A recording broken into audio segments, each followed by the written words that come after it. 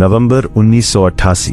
हिंद महासागर के बीचों बीच एक छोटा सा द्वीप देश, और उस रात वहां जो हो रहा था उसकी खबर दिल्ली तक पहुंची तो हर कोई सन्न रह गया।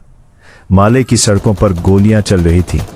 राष्ट्रपति मौमून अब्दुल गयूम छुपे हुए थे और एक सशस्त्र गुट जो श्रीलंका से आया था मालदीव की सत्ता को पलटने के बस एक कदम दूर था।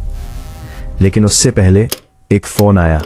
वो कॉल राष्ट्रपति गयूम ने खुद की थी, सीधे भारत के प्रधानमंत्री राजीव गांधी को। आवाज में दहशत थी, शब्दों में एक देश की आखिरी उम्मीद। उन्होंने कहा, बचा लो। और दिल्ली में उस रात कुछ ऐसा हुआ जो इतिहास में दर्ज हो गया। भारतीय सेना को अलर्ट पर रखा गया। खुफिया इनपुट्स आ रहे थे, अधूरे, बिखरे हुए, लेकिन खतरनाक। ये तख्ता पलट कोई आम बगावत नहीं थी।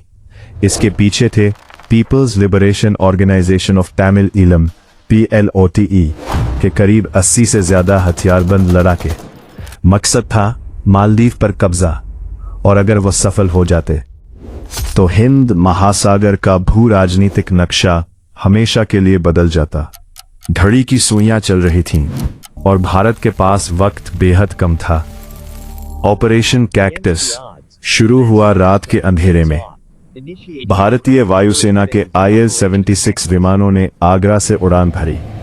पैराट्रूपर्स तैयार थे, लेकिन असली चुनौती ये नहीं थी कि जाना कहां है। चुनौती ये थी कि दुश्मन कहां है, कितने हैं, और क्या माले का हवाई अड्डा अभी भी सुरक्षित है। आखिरी खुफिया जानकारी धुंधली थी, और उसी धुंध में भारत के जवान उतरे, एक अनजान जमीन पर, एक अनजान दुश्मन के खिलाफ। जो हुआ वो चंद घंटों में तय हो गया। बागी लड़ाके भागे, राष्ट्रपति बचा लिए गए, मालदीव बच गया। लेकिन सोचिए, अगर वो आखिरी इनपुट गलत होता, अगर हवाई अड्डा दुश्मन के हाथ में होता, अगर भारत ने 1 घंटा और देर की होती। इतिहास के कुछ लम्हे बहुत पतले धागे पर टिके होते हैं। उस रात वो धागा था भारत की हिम्मत, उसकी फुर्ती, और एक फैसला जो बिना किसी हिचकिचाहट के लिया गया। मालदीव आजाद है, लेकिन उस रात की खामोशी आज भी हिंद महासागर की लहरों में कहीं गूंजती है।